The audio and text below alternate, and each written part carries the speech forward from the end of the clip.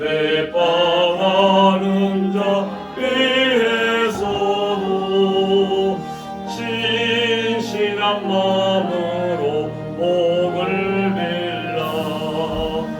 주께서 우리에게 명하시니 그 명령 따라서 살아가리. 나 항상 주님을 배반하고 형제를 억울하게 괴롭혔다. 이러한 죄인을 사랑하사 주께서 몸버려 죽으셨다.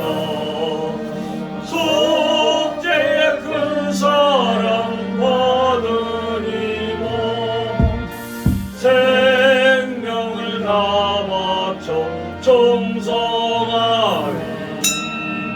아멘.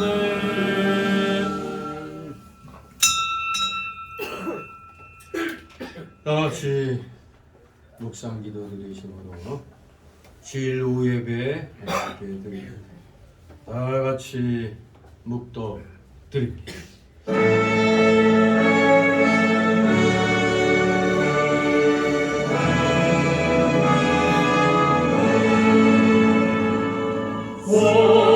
성부성자와 성령 찬송하여 영광 돌려보내세.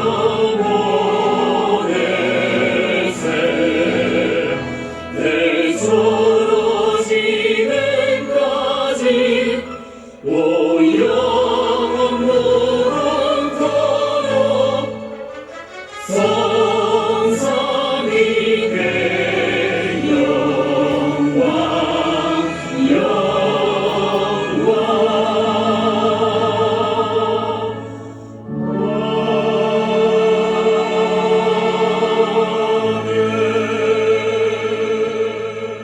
나의 평생에 선하심과 인자하심이 정녕 나를 따르리니 내가 여호와의 집에 영원히 거하리로다. 아멘.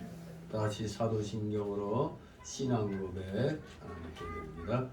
전능하사 천지를 만드신 하나님 아버지를 내가 믿사오고 그의 아들 우리 주 예수 그리스도를 믿사오니 이는 성령으로 잉태하사 동정녀 마리아에게 나시고 본디오 빌라도에게 고난을 받으사 십자가에 못 박혀 죽으시고 장사한 지 사흘 만에 죽은 자 가운데서 다시 살아나시며 하늘에 오르사 전능하신 하나님 우편에 앉아 계시다가 저리로서 산 자와 죽은 자를 심판하러 오시리라.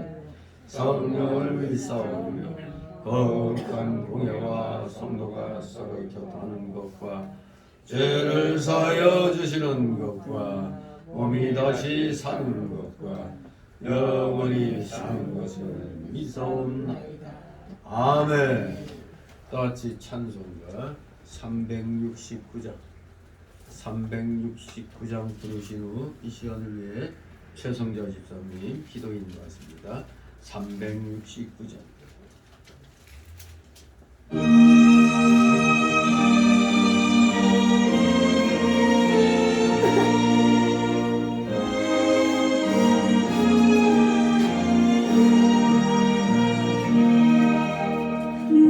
마음과 정성을 다하여서 주 너의 하나님을 사랑하라.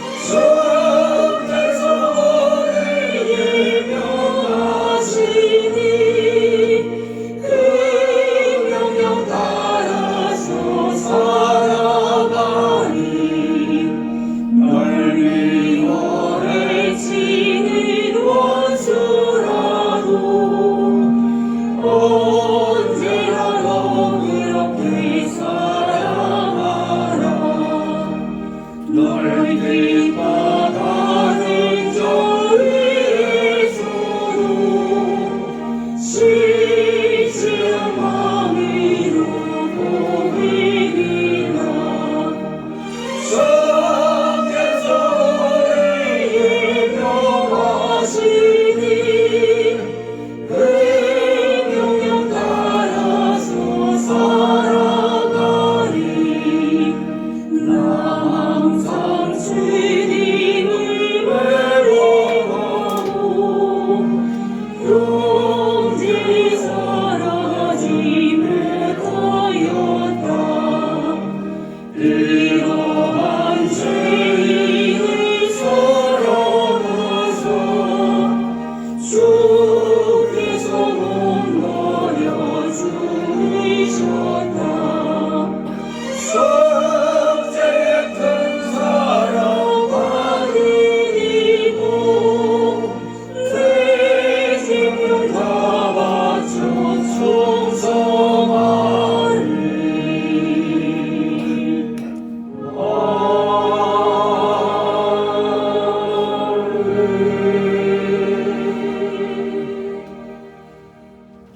기도.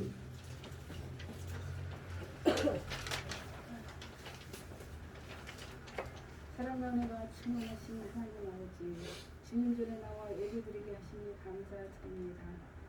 불안전한 저희를 언제나 어김없이 사랑과 자비로 품어주시고 저희가 변치 않는 사랑을 믿고 의지하니 감사와 청원을 받으시옵소서. 주님, 저희는 잘났거나 못났거나 어리거나 늙거나 주님 앞에서 가난하여 감사합니다. 저희를 교만치 않게 겸손하게 하시고 억세지도 않고 유순하게 하옵소서. 주님의 말씀과 사랑이 존귀함을 알게 하시고 세상의 삶에서 그 말씀을 알고 그 사랑을 행하게 하옵소서. 하나님 아버지, 단에서 말씀 전하시는 주님의 종 항상 기억하시고 영육원에 강건하게 하시고 성령 충만하게 인도하여 주시옵소서. 성교회가 나날이 성장하고 하시고 이 지역 세상의 주님의 말씀과 사랑을 전파하는 주님의 복된 교회가 되게 하시옵소서. 이 시간 처음부터 마치는 시간까지 주님 함께 하시어 홀로 이름으로 받으시옵소서. 예수 그리스도 이름으로 기도드립니다. 아멘.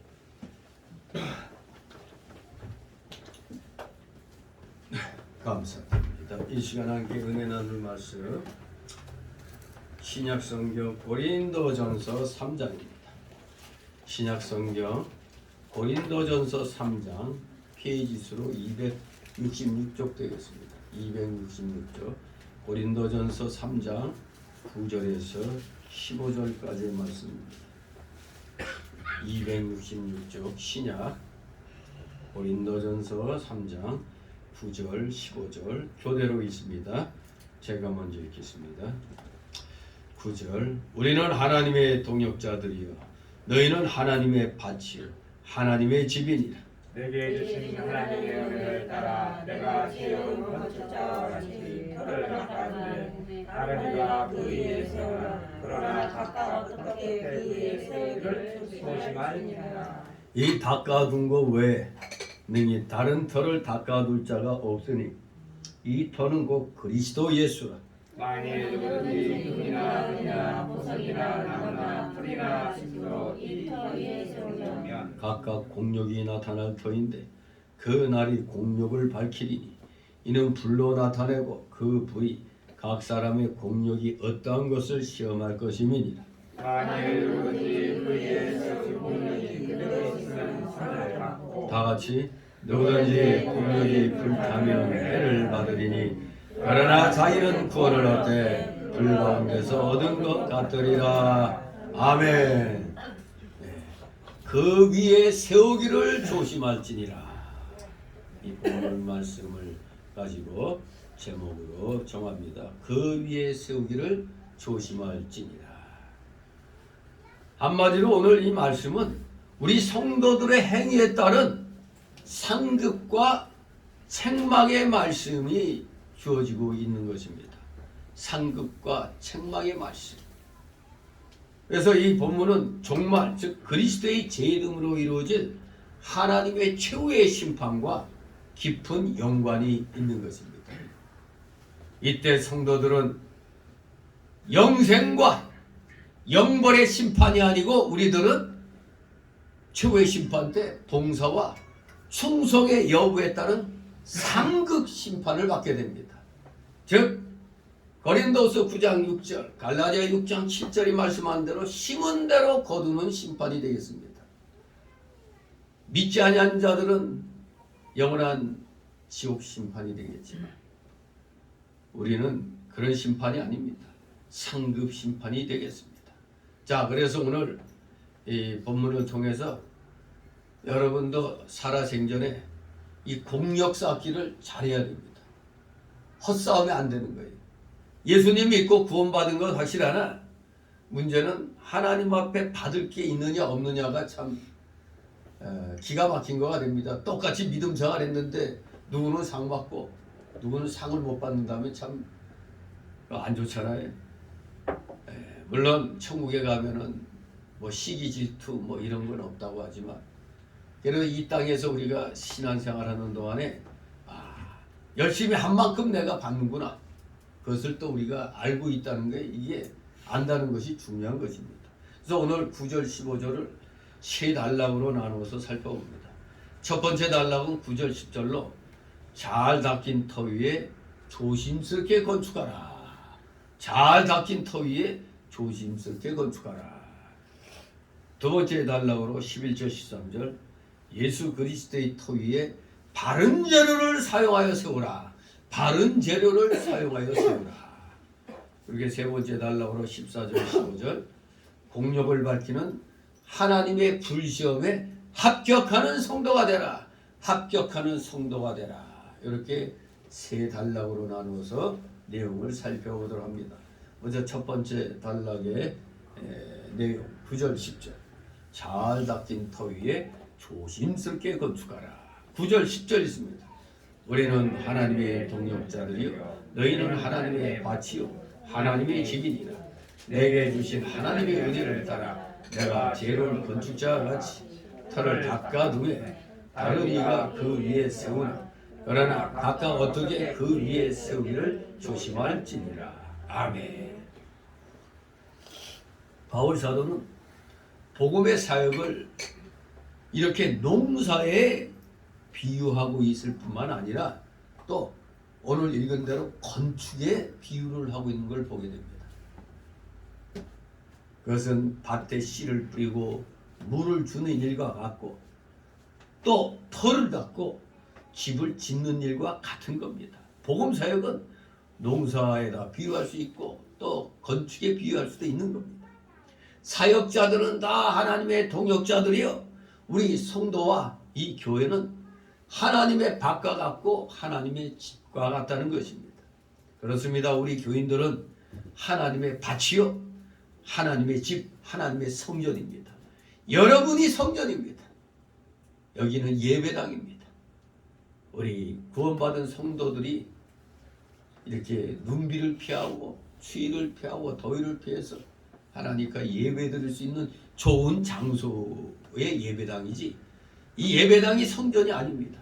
성전은 바로 구원받은 여러분들, 성령이 거하시는 여러분 자신이 성전인 것입니다.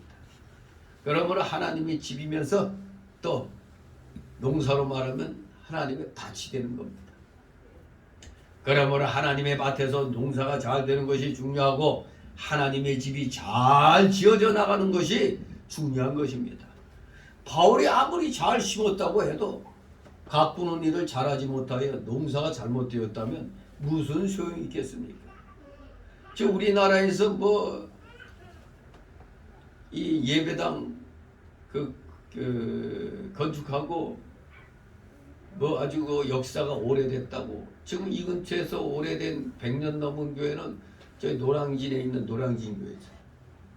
또 뭐 저 세문안에 있는 뭐 세문안 교회, 정동 교회 뭐 이렇게 있는데 처음에 목회자들이 교회를 잘 세워놨는데 문제는 그 다음 사람이 그 교회를 지금까지 잘 갖고 오는 것이 중요한 것이죠. 처음만 잘 세우면 뭐합니까? 잘 갖고 오져 나가는 게 중요한 겁니다.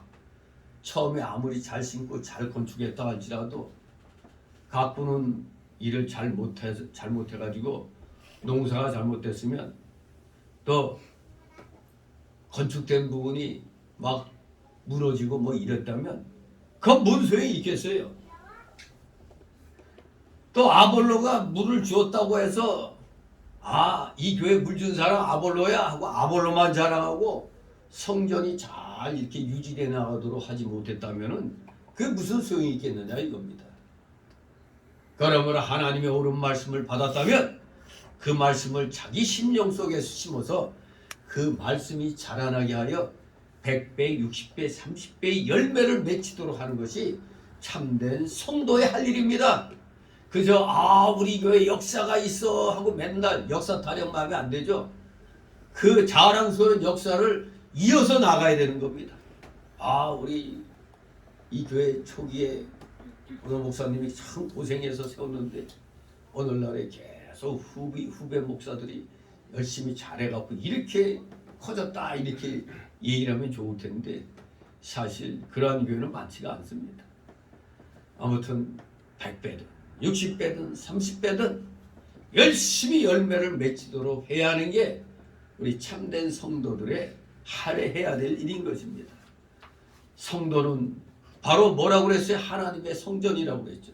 여러분 자신이 하나님의 성전이기 때문에 이 성전 짓는 법을 배우고 좋은 재료를 써서 하나님의 설계도대로 이 성전을 지어서 그 성전에 하나님을 잘 모시는 것이 중요한 것입니다. 그래서 이 성전 짓는 일에 대해서는 다음 구절들에서 그 해석이 나옵니다. 바울 사도가 내게 주신 하나님의 은혜를 따라 내가 지혜로운 건축자와 같이 터를 낚아둔다 이렇게 말하고 있습니다. 내게 주신 하나님의 은혜, 즉 바울이 받은 사도직의 은혜입니다. 바로 그 은혜로 지혜로운 건축자와 같이 터를 낚아둔다고 그랬습니다. 즉 신령한 성전을 건축하는 것을 말합니다. 터는 예수 그리스도시라고 11절에 밝히고 있습니다. 터는 예수 그리스도시다. 바울이 계시를 받아 예수 그리스도를 바로 깨달은 것이 교회의 터가 되고 영적 성전의 기초가 된다는 뜻입니다. 에베소 2장 20절 21절 말씀대로 성전은 사도들과 선지자들의 터 위에 세운다고 했습니다. 사도들과 선지자들의 터는 하나님께서 계시해 주신 성경 말씀입니다. 성경 말씀. 십자가의 도에 대한 모든 것을 사도와 선지자를 통해서 성경에 다 기록해 놓았습니다. 이 기록된 말씀이 성경 건축의 터가 되는 겁니다. 바울은 건축의 비유를 좀 더 자세히 설명하고 있습니다. 집을 짓기 위해서는 먼저 기초를 닦아야 합니다. 바울은 자신을 고린도 교회의 터를 닦은 자로 표현하고 자기 뒤에 일한 사역자들을 그 기초 위에 건물을 세우는 자들로 묘사하고 있습니다.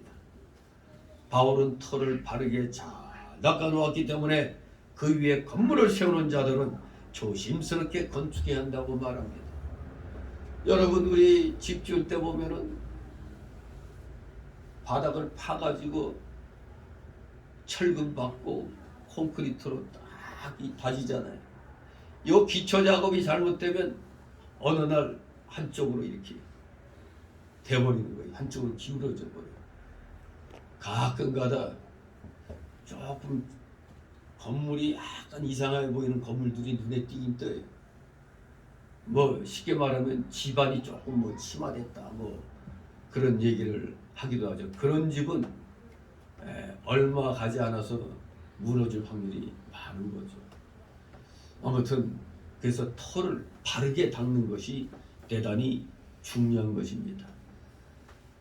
자, 근데 우리 기독교인에게서의 터는 바로 십자가의 도입니다.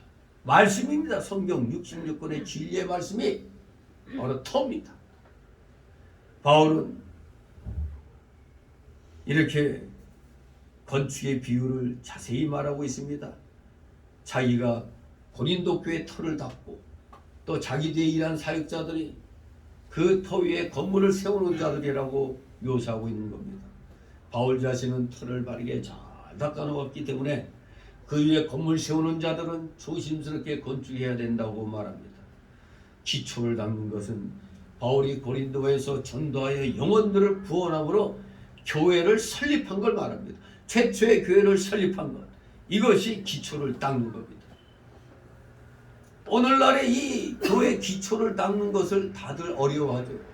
힘들어해서 가급적이면 지어놓은 교회에 담임 목사로 청빙받기를 원합니다. 지금은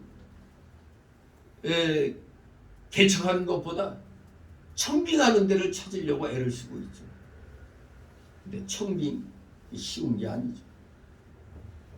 마치 시험 보듯이 경쟁자들이 많이 있는 겁니다. 그리고 또 목사가 돼가지고 장로들 앞에서 설교 시험을 본다는 게 그거 웃기지도 않은 일이죠. 이게 교인들 앞에 가서 설교 시험을 봐요. 설교를 딱 시키면서 이제 쫙 보는 거죠. 그런데 만약에 교인들 귀에 거슬리는 얘기하면 어떻게 되겠어요?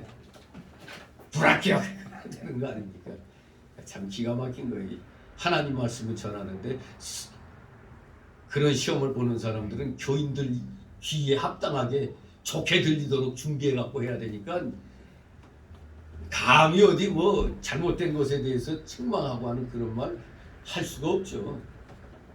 지금 시대가 참 악한 것 같아요. 아무튼 교회를 설립한다는 게 대단히 어려운 시기입니다. 왜냐하면 생자로 또 사람들을 전도해가지고 만들어 놔야 되잖아요. 한때는 그냥 돈을 어떻게든 마련해가지고 건물부터 뻔듯하게 세우면 사람들이 온다 이거예요. 그게 또 통하던 시대가 있었습니다. 그래서 웬만하면 그냥 교회 건축을 서두르는 그런 시대가 있었는데 IMF가 터지는 바람에 그만 쩔거닥한 데가 상당히 많이 있었죠. 정말로 영혼들을 구원하는 이 전도라는 행위, 이것이 굉장히 어렵습니다. 맨 처음에 그 터 닦는 그게 굉장히 어려운 거예요. 근데 바울 사도가 잘 기초를 닦아놨어요. 그러니 이제 이 고린도 교회는 튼튼히 세워져 나가야 하겠습니다. 목회한다는 게 바로 집을 세우는 일과 같다는 겁니다. 목회자는 집을 세우는 자와 같은 것입니다. 그것은 외형적인 건물을 말하는 게 아니라 영혼들의 양육을 말하는 겁니다. 전도해온 영혼들에게 영의 양식을 먹어야 되잖아요. 이렇게 영혼들의 그 양육이 쉬운 게 아닙니다. 아무튼 영혼들을 양육시키는 게 교회의 영적인 성장을 가리키는 겁니다. 교회의 영적 성장, 성장하는 것. 어린애가 태어났으면 아이의 목표는 뭡니까? 자라나는 거잖아요. 그게 바로 목회의 목표가 되는 겁니다. 자라나는 것, 영적 성장. 이게 목회의 목표가 되겠습니다. 물론 계속적인 복음 전파를 통해서 죄인들이 계속 회개하고 주께로 돌아와야 할 것입니다. 그러나 이미 구원받고 속죄 신앙을 가진 자들은 충실한 가르침을 통하여 영적으로, 신앙적으로, 인격적으로 성장해야 하는 겁니다. 여러분들은 그래서 지금 성장해 가고 있는 단계에 있는 겁니다. 성장해 나가고 있는 겁니다. 그런데 이 자기는 아무리 난 영적으로 신앙적으로 많이 컸어 하고 큰 소리 쳐도 인격적으로 제대로 자라지 못한 사람들이 얼마나 많이 있는지 몰라요. 그러니까 인격적으로 성장하지 못해놓고 자기가 영적으로 성장했다는 말 할 수가 없는 겁니다. 이게 같이 이렇게 어울려서 나가는 겁니다. 인격적으로 성장한다는 것은 영적으로 신앙적으로 성장했다는 뜻인 것입니다. 출산을 뒤따라 양육이 있듯이 영적으로도 중생과 칭의의 구원은 시작입니다. 중생하고 의롭다 칭함받은 것은 이제 구원의 시작이 된 겁니다. 구원이 시작된 거예요. 그러면서 이제 성화와 영적 성장이 그 뒤를 따르는 겁니다. 중생, 칭의, 양자, 여기까지가 하나의 그 구원이 시작이라면은 바로 성화가 뒤따라가는 것입니다. 영적 성장이 바로 뒤를 따르는 겁니다. 믿는 자는 신앙 지식과 인격에 있어서 자라고 훈련돼 거룩하고 경건하며 진실하고 온유하고 겸손한 모습을 이루어야 하는 것입니다. 진실로 거룩하고 경건하고 진실하고 온유하고 겸손한 모습, 이게 바로 저 사람 영적으로 신앙적으로 인격적으로 성장이 됐구나, 그걸 볼 수가 있잖아요. 아니 누구 뭐 찐명이 같이 그냥 요구이란 욕은 개상망측한 욕은 다 끌어다고 하면서 성경 끼고 내가 교회에서 믿음 생활을 10년 이상 했습니다. 이게 귀만 딱 틀리면 돌아서기만 하면 표본해가지고 욕짓거리 해야 되고 하는데, 그런 자가 영적으로 성장하고 인격적으로 성장했다고 볼 수가 있습니까? 없는 겁니다. 정말로 신앙이 자란 사람들은 겸손과 온유와 경건과 거룩과 그리고 전매 특급도 뭡니까? 진실함입니다. 진실해야 되는 거예요. 진실. 제가 요새 우리가 동네가 지금 분란중에 있다 보니까 자꾸 이제 나보고 나서라고 자꾸 얘기를 해요. 왜냐하면 여러분 저도 성깔 꽤나 있는데 성격 꽤나 있는 사람인데 나보고 배 목사님은 좀 유하고 마음이 넓기 때문에 내가 나서야 된다고 그래. 아니 나 마음 안 넓어. 나보고 유하니까 내가 좀 나서야 된다고 그러는데 자꾸 저쪽 노예 잡으러 이제 옹립된 장성 목사 자꾸 나보고 좀 이성 목사님한테 좀 전화 좀 하라고 막 그러는데 아니 내가 뭐라고 전화해 이거. 아무튼 한번 분란이, 저도 이렇게 믿음 생활하면서 이렇게 심각하게 첨예하게 분란이 일어나기는 사실 좀 처음이거든요. 상당히 좀 어려운데 제가 강 목사나 장 목사나 이런 그 임원들한테 제가 그래요.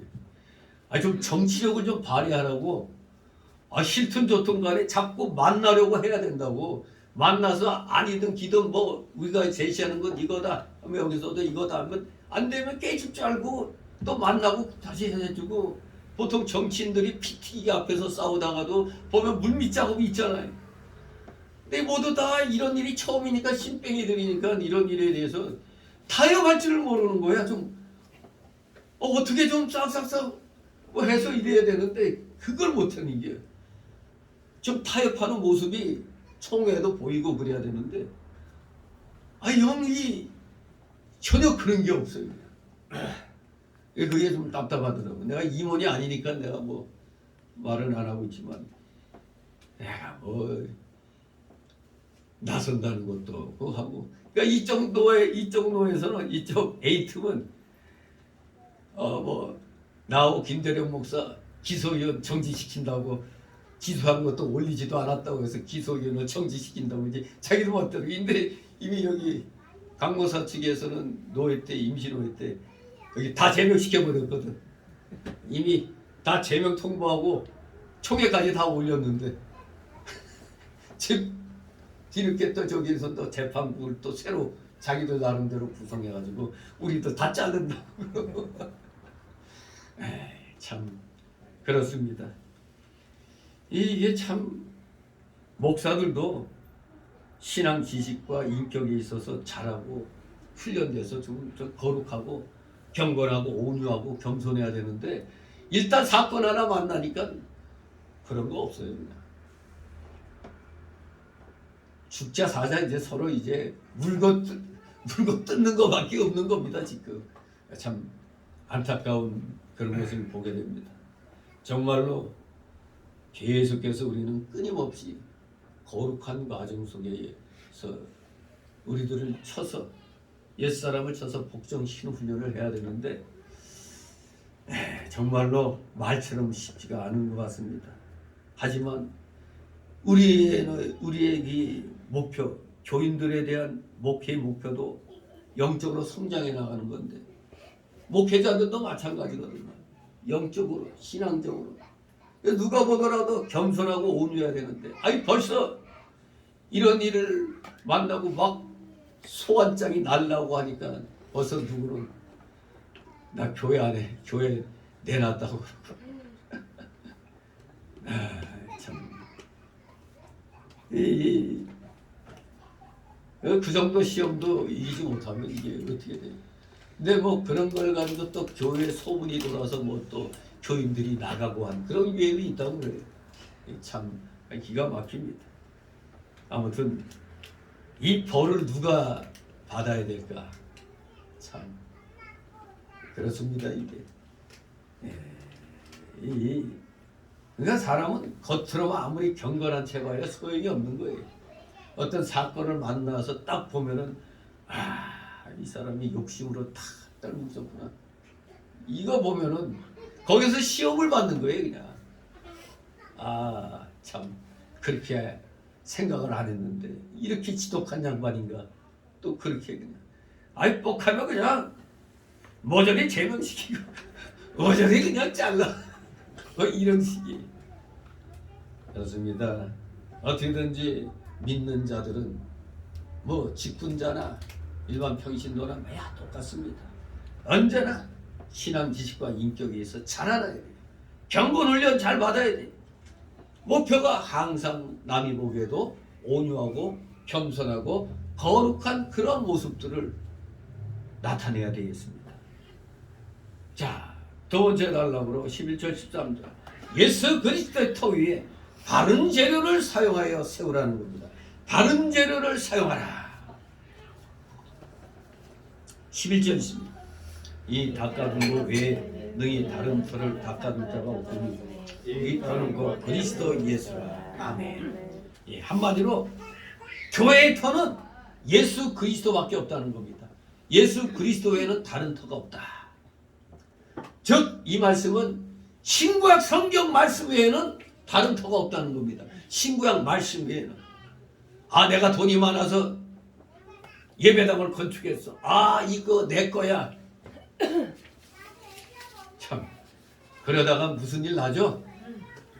느부갓네살 같이 아이고 내 거야 내 거야 내 거야 세 번 외쳤다가 무엇이 됐다고 7년 동안 풀만 뜯어먹는 그런 병에 걸려버렸죠. 내 거.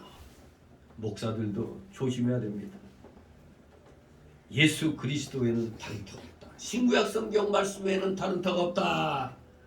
신구약 말씀 이 성경 말씀에 다른 무엇을 더하거나 감하면 다른 터를 닦은 것이 되는 겁니다. 사도와 선지자를 통해서 신구약 성경을 기록해 놓으시고 그 이후에는 성경과 같은 계시의 말씀을 주셨다 안 주셨다. 이 신구약 성경 말씀이 다 기록됐어요. 자, 그 이후에도 성경과 같은 계시의 말씀을 계속 주셨어요? 안 됐어요. 없는 겁니다. 이 신구약 성경 66권은 충족성, 완전성 이게 갖춰져 있는 겁니다. 더 이상 이보다 완전할 수가 없는 겁니다. 충족한 말씀입니다. 그런데 이 말씀은 제껴놓고 맨날 뭘 받았다 이거 수상한 사람들입니다. 그거는 아주 이단으로 가는 길목에 서 있는 사람들. 절대 신구약 성경 66권 기록이 끝난 후에는 성경과 같은 계시의 말씀을 주시지 않았습니다. 자기가 하나님 말씀을 받아 예언한다든지 하나님이 직접 자기에게 말씀을 주었다고 하는 사람은 잘못된 것입니다. 가만히 있어봐.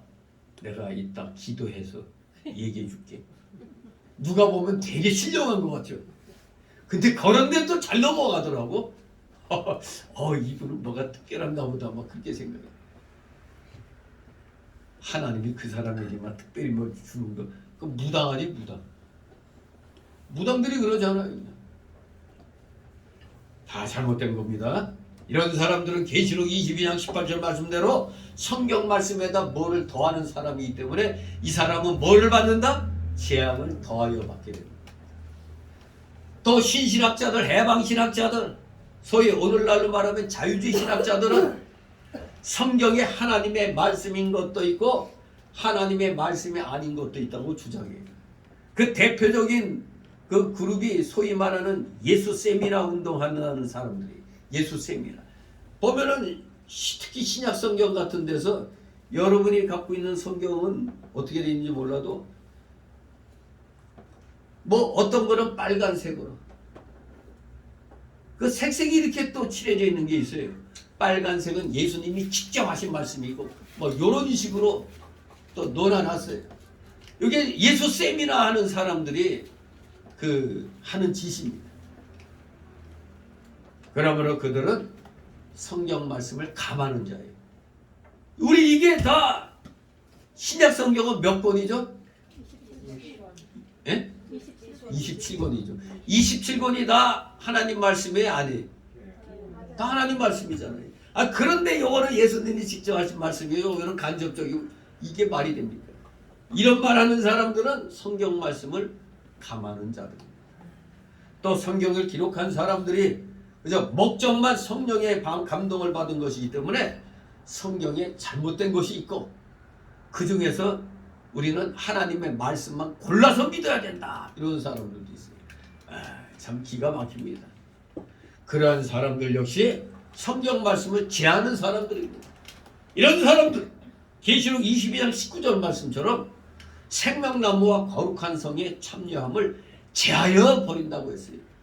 하여간 말씀을 더하거나 감하면은 제함을 받게 됩니다. 자, 그렇기 때문에 성전을 잘 지어야 돼요. 여러분의 성전은 여러분의 몸을 잘 지어가야 됩니다. 그렇기 때문에 이 성전 짓는 데에서 가장 중요한 것은 기초입니다. 기초. 기초가 잘못되면 아무리 건물을 잘 지어도 얼마 못 가서 무너지고 맙니다. 우리 신앙의 기초, 여러분 신앙의 기초가 뭐라고요? 신구약 성경입니다. 신구약 성경 66권 말씀입니다. 그리고 성경의 중심은 누구라고요? 예수 그리스도입니다. 바로 그 기초 위에 우리 이 신앙의 기초가 세워져 있는 겁니다. 성도가 그래서 성경 말씀대로 하려고 노력하고 그대로 안 된 것은 회개하여 다시 성경대로 하려고 힘을 써야 하는 겁니다. 안 되면 우리 흔히 쓰는 말 뭡니까? 안 되면 되게 하라 이겁니다. 안 되면 되게 하라 이겁니다. 안 된다고 포기하는 게 아니야. 안 되면 되게 하라. 성경 말씀을 무시하고 예수 믿는 사람은 기초가 잘못됐기 때문에 그 집은 반드시 무너질 날이 오는 겁니다. 하나님 말씀은 뒤로 하고 누가 이거 아주 기가 막힌 말씀이라고 성경 공부 가르쳐줬다고. 요새 그런 짓 잘하는 인간들이 어디요? 신천지죠, 신천지. 아주 어디서 희한한 거 그냥 비유 그냥 딱 뽑아가지고 그러니까 처음 듣는 것 같이 보인단 말이에요. 사람들이 볼 때는 야 이거 참 신기하다 이러면서 사람들을 유혹해 간단 말이에요. 저들은 기초가 잘못된 겁니다. 비유를 사용해도 비유를 잘못 사용하고 있는 겁니다. 비유는 어디까지나 비유인 겁니다. 우리가 흔히 뭐 은유법이 있고 지주법이 있고 또 풍유법이 있고 또 역설법이 있고 뭐 여러 가지 그 비유법들이 많이 있습니다. 아무튼 우리는 힘들면 힘들수록 안 되면 안 될수록 다시 성경대로 하려고 힘을 써야 됩니다. 안 그러면은 무너지고 마는 겁니다. 기초를 어떻게든지 잘 닦도록 해야 돼요. 그래서 명심해야 될 것은 교회의 터는 오직 예수 그리스도뿐이라는 사실입니다. 그 외에 다른 터는 있을 수가 없습니다. 만일 다른 터를 닦는다면 그건 하나님의 교회 아니에요. 하나님 교회가 아니고 다른 집단이 되는 겁니다. 이단 집단이 되고 마는 겁니다. 예수님께서 베드로에게 내가 이 반석에 내 교회를 세우리라고 말씀하셨을 때 그 반석은 예수님이 조금 전에 베드로가 조금 전에 당신은 그리스도시여 살아계신 하나님의 아들이시니다 고백한 그 베드로의 신앙 고백을 말하는 겁니다. 그 베드로의 신앙 고백 기초 위에 마태 16장 16절 주는 그리스도시여 살아계신 하나님의 아들이시니다. 그 베드로의 신앙 고백 위에다가 교회를 세운다는 말씀이에요. 근데 멍청하게 뭐 베드로가 초대교회이니 어쩌니. 그러나 우리 사도신경 변론을 배운 여러분들은 로마 카톨릭이 사실은 언제부터 시작됐다고요? BC 5세기경이라고 그랬죠. 아니 AD 5세기경이에요. 그때부터가 누구야 저거 로마 카톨릭에서 그라비안 창간가 뭐 갑자기 또 생각이 그 교황 그 교황이 사실 로마 카톨릭 초대 교회라고 이제 얘기를 하는 거죠. 그러니까 로마 가톨릭 교회는 AD 5세기경부터 시작이 된 겁니다. 그러니까 초대 교회에서 그 AD 500여 년에 이르기까지는 다 그냥 카톨릭이었어요. 그냥 카톨릭. 그러다 이것들이 이제 타락해가지고 로마 카톨릭으로 쭉 가다가 마침내 1517년 종교개혁이 일어난 겁니다. 이거 잘못했다. 그래서 원래 초대교회로 돌아가자. 원래 원시 카톨릭으로 돌아가자. 그겁니다. 그게 종교개혁인 것입니다. 아무튼 하나님이 신 예수가 그리스도시로 살아계신 하나님의 아들이심을 고백한 그 신앙 고백 위에 교회가 세워진 겁니다. 예수님께서 하나님의 아들 그리스도이심을 참으로 믿는 것이 교회의 기초인 것입니다. 속죄의 신앙은 교회의 기초이며 성도의 기본적 자격입니다. 속죄 신앙 이것이 기초입니다. 12절 있습니다. 만일 누구든지 금이나 은이나 보석이나 나무나 흙이나 짚으로 이 터 위에 세우면 아멘. 이제 바울 사도는 좀 더 구체적으로 집을 짓는 데 필요한 건축 자재에 대해서 말합니다. 건축 자재에 따라서 교회는 크게 두 종류로 나눌 것입니다. 여기 성전을 짓는 재료는 금, 은, 보석, 나무, 풀, 집 몇 가지? 6가지 재료로 말씀하고 있습니다. 자, 그런데 이 6가지 재료를 크게 둘로 나눌 수 있죠. 뭐냐? 불에 타지 않는 재료와 불에 타는 재료로 나눌 수가 있어요. 그럼 불에 타지 않는 재료는 뭐예요? 금은 보석이죠. 불에 타는 재료는 나무나 풀이나 짚입니다. 즉 금이나 은이나 보석으로 지어진 것은 내구성과 영구성이 있는 교회를 말하는 것이고, 다른 하나인 나무나 풀이나 짚으로 지어진 그런 교회는 내구성과 영구성이 없는 교회를 가리킵니다. 우리 성도가 영적 성전을 짓는 데 있어서 뭘로 지어야 되겠어요?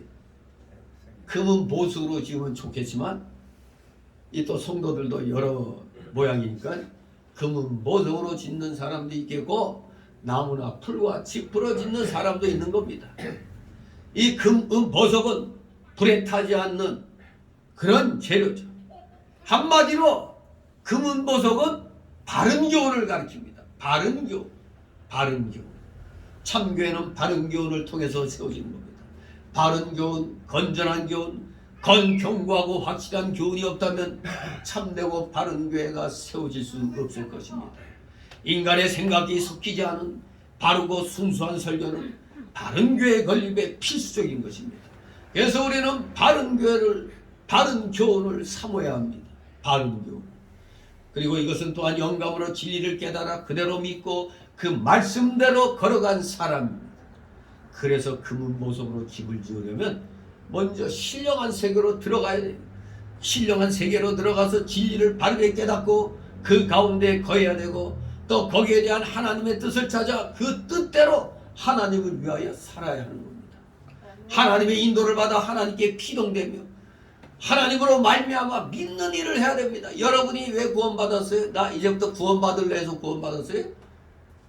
구원을 받도록 나에게 믿음이 주어졌잖아요. 내가 믿겠다 해서 구원받은 게 아니죠. 믿어지는 역사를 허락해 주심으로 구원을 받은 겁니다. 피동된 겁니다. 하나님께 피동되어서 예수님이 믿어진 겁니다. 그러므로 이제 하나님으로 말미암는 일을 해야 합니다. 그러면 하나님을 인하여 영원히 자라나고 그리스도의 형상이 만들어집니다. 이것이 영적 성전을 건축하는 것인데 성전이 하나님이 하시는 것이고 하나님의 것이 되는 겁니다. 이것이 진짜 하나님 겁니다. 여러분 뭐 내 거죠? 아니, 내 거가 아니고 여러분 거라고. 여러분 건데 사실은 따지고 보니까 여러분 것도 여러분 게 아니야. 누구 거? 하나님 겁니다. 증거가 있죠?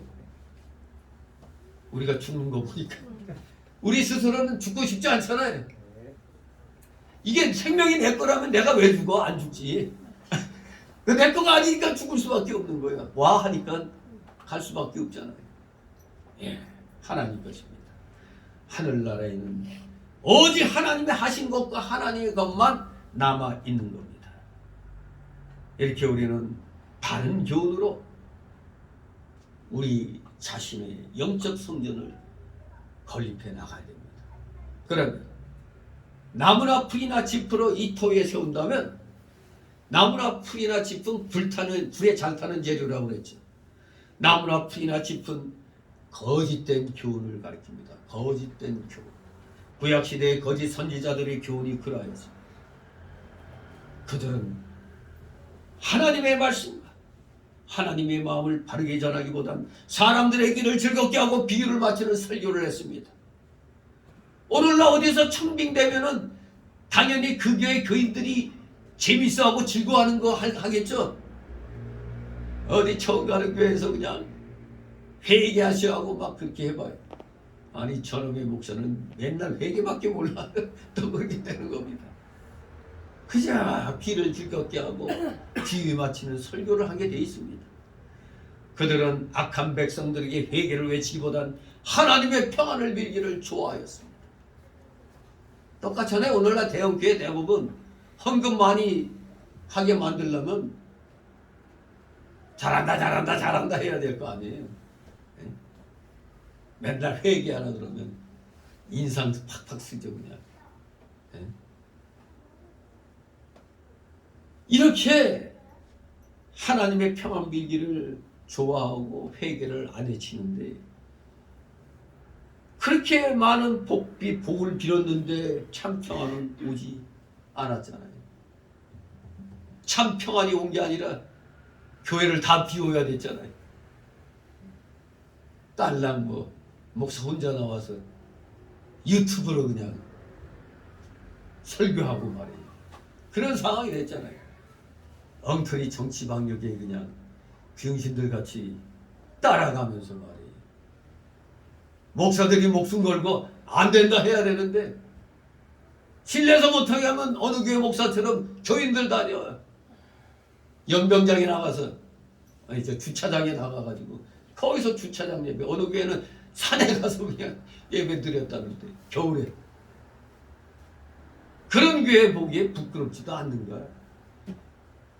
그러면서 그냥 교회 크다고 대접해 주니까 세상에 교인들 사진 크게 찍어갖고 이 의자에다 붙여놓고 무슨 참 이게 뭡니까 이게. 평안 빌기를 좋아했더니 참 평안 안 왔습니다. 참 평안은 오직 죄악을 버릴 때만 오는 것입니다. 그들이 이루어놓은 외적으로 거창하게 보이는 사익들은 모자라 환란의 바람이 불어닥쳤을 때 여지없이 무너졌습니다. 우리는 2년 전에 이미 그것을 봤잖아요. 아이고 저렇게 세계적인 교회라고 큰소리 빵빵 쳤는데 썰렁하게 그냥 목사만 앞에 나와가지고 그리고 스태프들만 나와서 그거 찍어서 지금 유튜브 방송하고 예전에는 교회 안 나오면은 뭐 한다고 그냥 얼마나 겁을 많이 줬어요. 근데 이놈의 유튜브로 이제 하고 난 뒤부터는 이제 그런 말 할 핑계가 없어졌죠. 그러니까 교인들이 코로나 팬데믹 끝나서 예배당 나와서 예배 드릴 수 있게 됐다 하더라도 아니 집에서 하니까 편하던데 이래가지고 안 나오는 사람들이 꽤 많아요. 아 뭐하러 붙어요 그냥. 안 나와도 되는 거 아니야. 이렇게 되는 거죠. 아 그냥 카드로 그냥 헌금 그냥 긁고. 그래서 어느 교회는 헌금을 또 카드로 붓는다고도 하대. 나도 저 교육관에 있는 카드기 여기다 갖다 놓고 긁으라고 해볼까요? 참 참. 그러니까 교회가 크니까 별의별 일이 다 있는 모양이에요 이게. 예? 여기다 오늘 헌금 안 갖고 왔으니까 그냥 카드로 긁고 이렇게. 아무튼 시대가 참 악합니다. 한란의 바람이 불어오면 인본주의적인 설교를 많이 한 데는 무너지게 돼 있습니다. 그러면 나무나 풀이나 짚으로 짓는 자는 어떤 자들이냐 이겁니다. 분명히 여기 보니까 나무나 풀이나 짚으로라도 세운다고 그랬거든요. 그러면 믿는 사람 안 믿는 사람? 분명히 이것을 짓는 자들은 첫째 분명히 예수 그리스도의 터 위에 세웠다고 했으니까 예수 그리스도를 믿는 자들이 분명합니다. 나무나 풀이나 짚으로 짓는 자도 분명히 예수 믿는 자들입니다. 두 번째로 15절 보면 복력이 불에 탔지만 뭘 얻었어? 구원은 얻었어요. 그러니 지옥 갔어요? 천국 갔어요? 천국 갔죠? 그냥 복력이 불에 탔을 뿐입니다. 구원은 받았죠. 다만 천국에는 간신히 갔어. 근데 뭐는 없어? 상은 없어. 그것이 여러분들 가운데도 나는 그냥 구원 받은 것만으로도 좋게 그냥 천국에 꼴이난 것만으로도 좋게 이걸로 과연 끝인 사람이 있을까? 세 번째로 나무나 풀이나 짚으로 짓는 자들은 쉽게 말하면 육에 속한 신자입니다. 육에 속한 신자. 고린도전서 3장 1절 3절 말씀대로 시기와 분쟁을 하는 자들입니다. 예수님 믿어도 시기와 분쟁하는 자들이 시기와 분쟁. 아무튼 이름하여 이 세 가지에 해당되는 사람들은 제가 항상 많이 사용하고 있죠. 무늬만 기독교예요. 무늬만 기독교. 호박에다가 뭐 줄 그어놓는다고 수박 되는 건 아니잖아요. 네? 그냥 무늬만 수박이야. 무늬만 수박.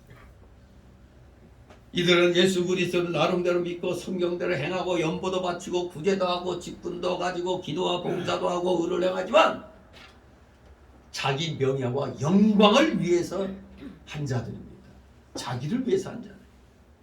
이들이 구제나 연보나 봉사 생활을 한 것은 다 자기를 위해 한 것이고 사람 앞에서 한 것이고 제도나 의식에 매여서 습관적으로 한 것입니다. 오늘 한국 교회에 이런 사람들이 굉장히 많습니다.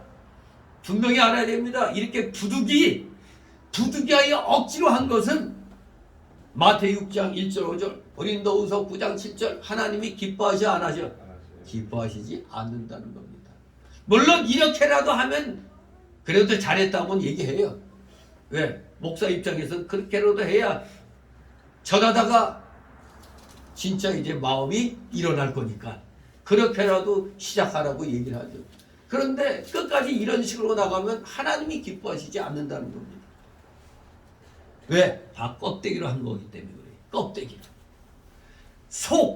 심령이 만들어지지 못하고 영혼이 자라나지 못하고 나의 신령한 인격이 만들어지지 못하는 겁니다. 그저 그냥 외부적으로만 보이는 척, 거룩한 척. 나 이런 사람이야. 이것만 보이는 겁니다. 이러한 신자는 아무리 큰 의를 행했다고 할지라도 하나님 앞에는 상이 없는 겁니다. 또 이 12절 말씀은 두 종류의 목회 사역을 의미하기도 합니다. 이제 목사들의 입장에서는 금은 뭐죠? 금은 보석이지. 금은 보석 사역이 있고 나무 풀칩 사역이 있는 겁니다. 목회로 따지면 바로 금은 보석으로 집을 짓는 것과 같은 목회. 다른 하나는 나무 풀 짚으로 집을 짓는 것 같은 목회. 이 두 가지의 목회 사역을 또 목사들에게는 얘기할 수가 있습니다. 나무나 풀이나 지푸러 짓는 것은 자재값이 당연히 싸죠. 금은 보석보다 비싸지 않기 때문에 비교적 쉽게, 크게, 웅장하게, 또 빠르게 지을 수가 있어요. 빠르게, 아주 신속하게. 그러나 금이나 은이나 보석으로 짓는 것은 자재값이 비싸고 기술도 많이 필요해서 집을 짓기가 힘들고 또 재료 특성상 그렇게 웅장하게도 지을 수가 없는 겁니다. 더구나 아주 이 가공하는데 시간이 많이 걸려요. 이 시간도 많이 걸려요. 더디게 되는 겁니다. 하지만 목회자에게서도 분명히 알아야 될 것은 금은 보석으로 교회를 짓는 목회만이 참 목회라는 겁니다. 그렇게 지어진 교회만이 참 교회가 된다는 겁니다. 오늘날 아주 신속하게 부격자로 있다가 사바사바 해가지고 교회 교인들을 꼬셔가지고 한 30-40명 끌고 나오는 거예요. 한 100여 명 있는 교회에서 30-40명 끌고 나오면 어떻게 되겠어요? 그 교회 담임 목사는 속이 말이 아니죠. 그냥 끌고 나온 사람은 아주 개선당구 같이 아주 쉽게 교회 하나 차리잖아요.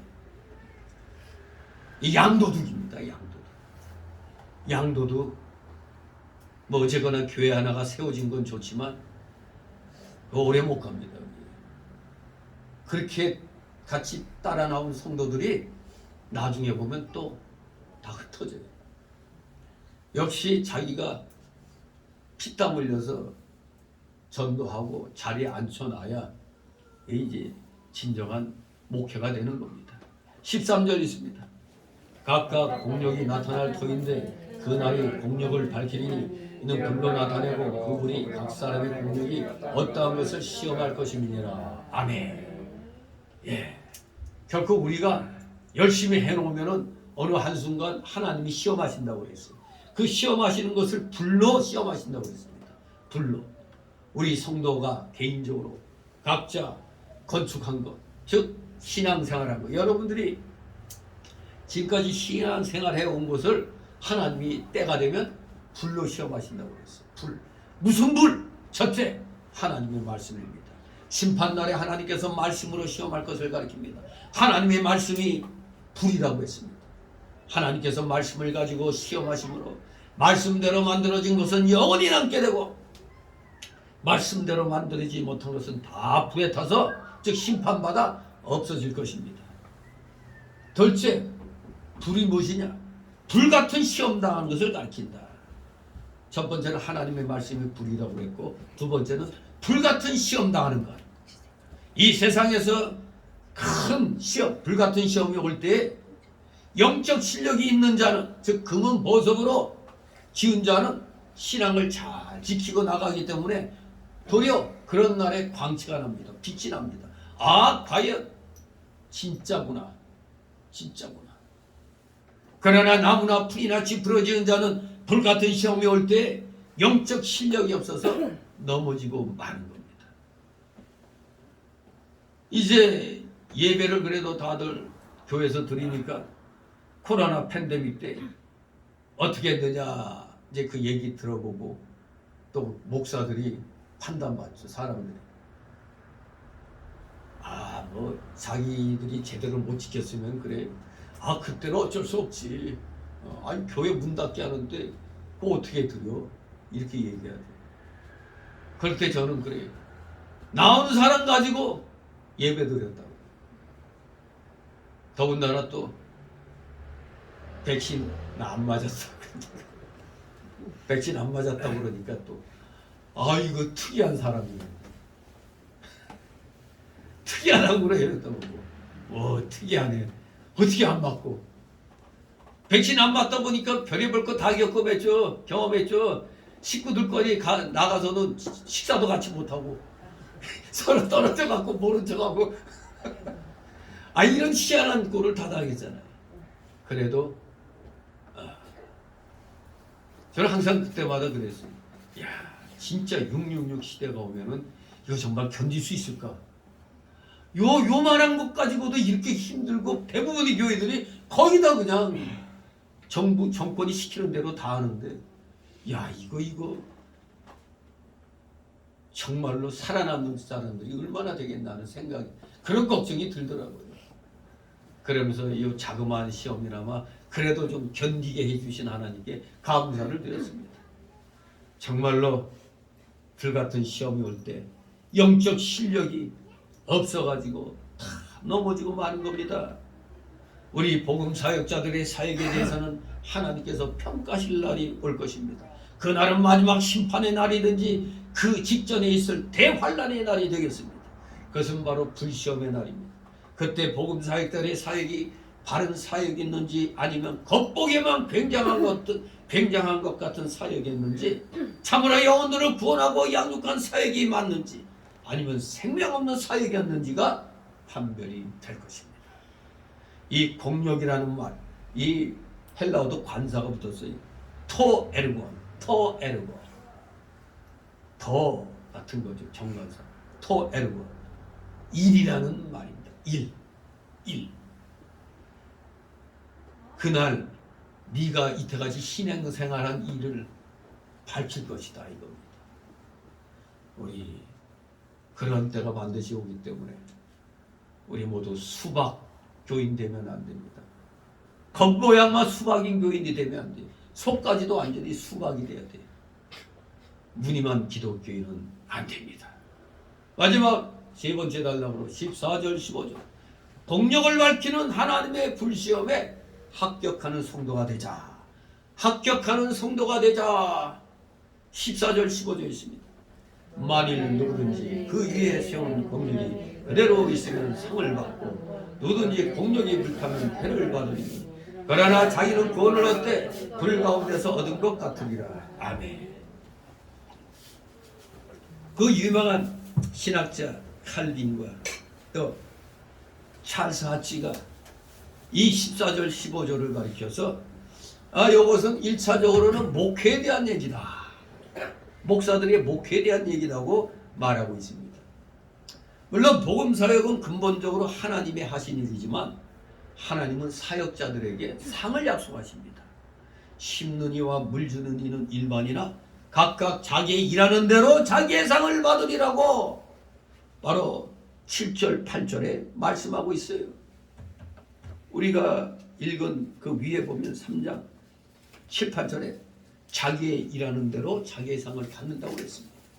사역자들은 자신의 사역에 불시험을 통과하면 반드시 상을 받을 것입니다. 그러나 그의 사역에 불시험을 통과하지 못하면 비록 그 자신이 구원을 받는다 해도 부끄러움을 피할 수가 없을 것입니다. 해를 받는다는 말은 손실을 당한다, 잃는다라는 단어입니다.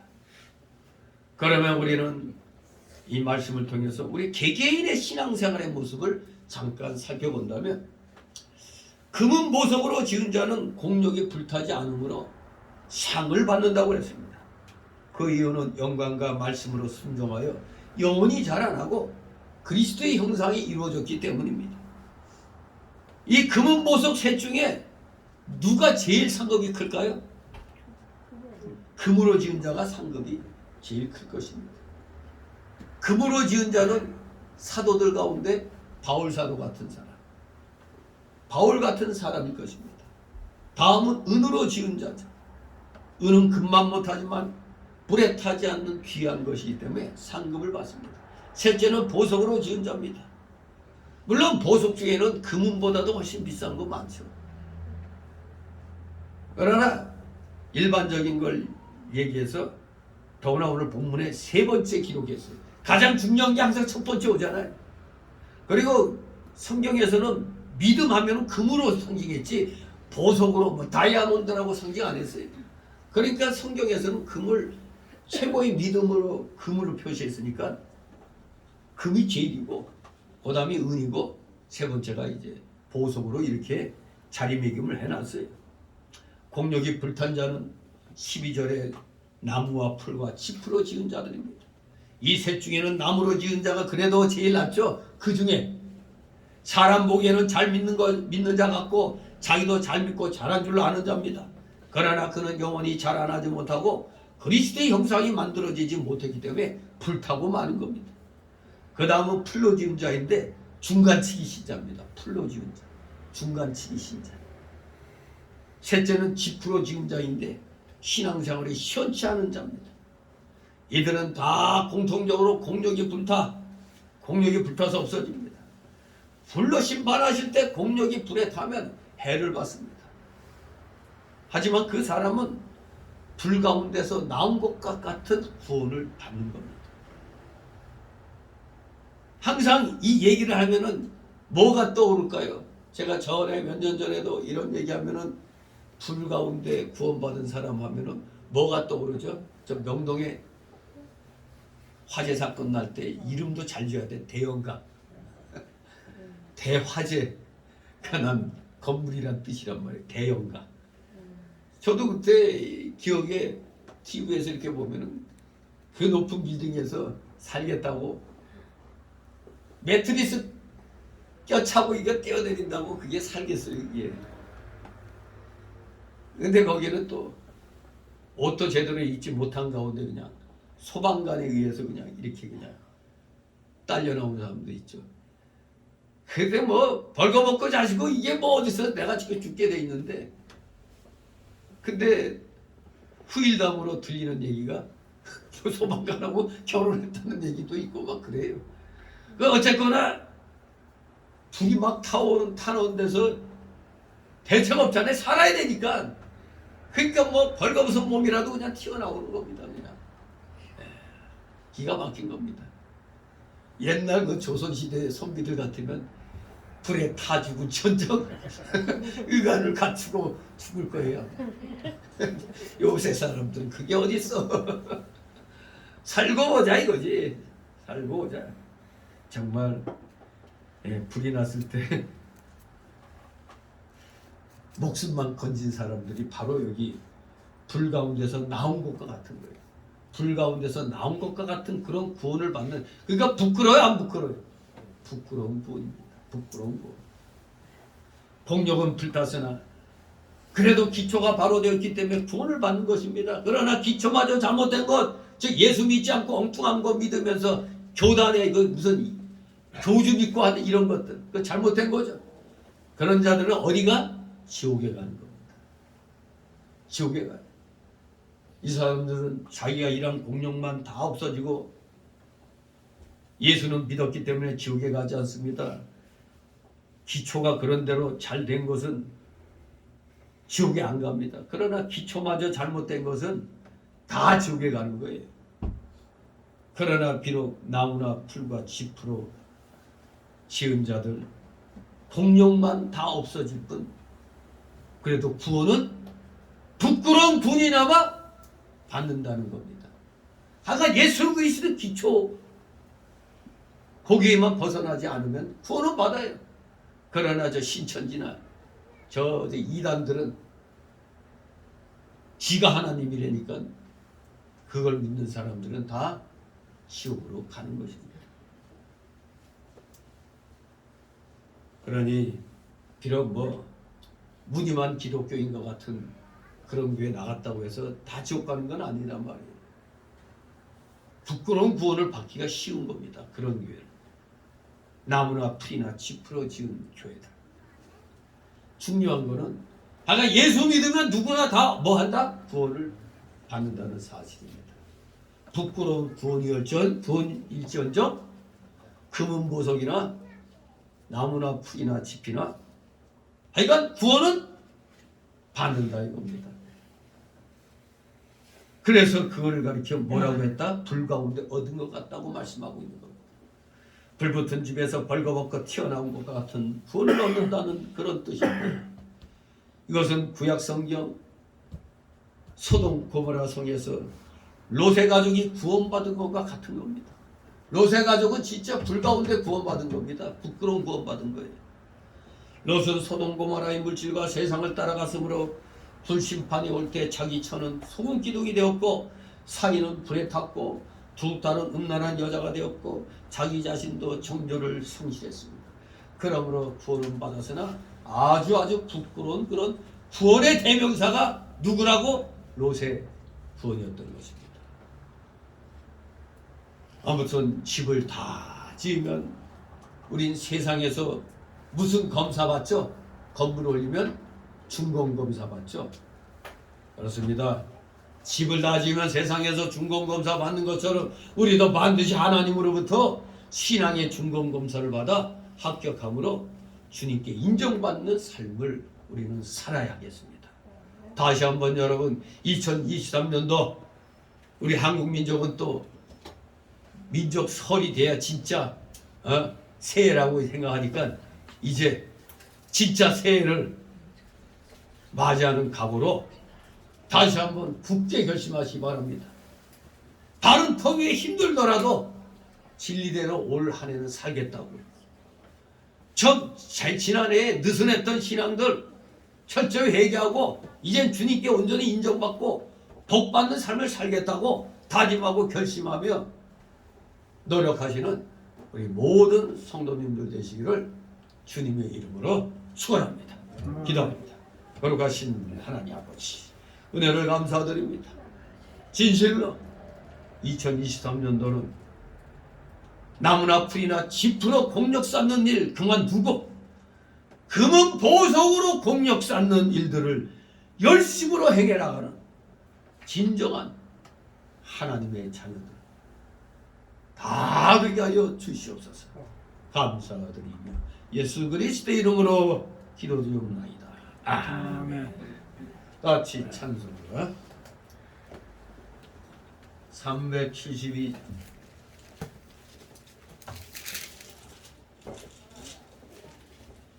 372장 찬송입니다. 372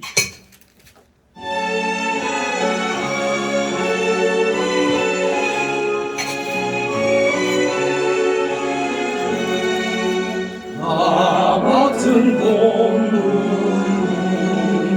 구주를 높이며 문명은 구원 얻도록 살인도함이라 부르심 받들어 내 형제 섬기며 구주의 뜻을 따라서 내 정성 다하리 주 앞에 모든 일 살행케 하시고 이후에 주님 배울 때 상 받게 하소서. 나 항상 깨어서 늘 기도드리며 내 믿음 변치 않도록 날 도와주소서.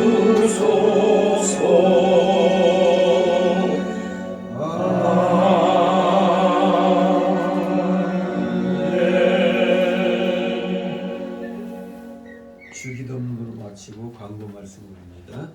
하늘에 계신 아버지, 이름으로 기름을 받으시오며 나라의 마음이시며 뜻이 하늘에서 이룬 것 같이 땅에서도 이루어지이다.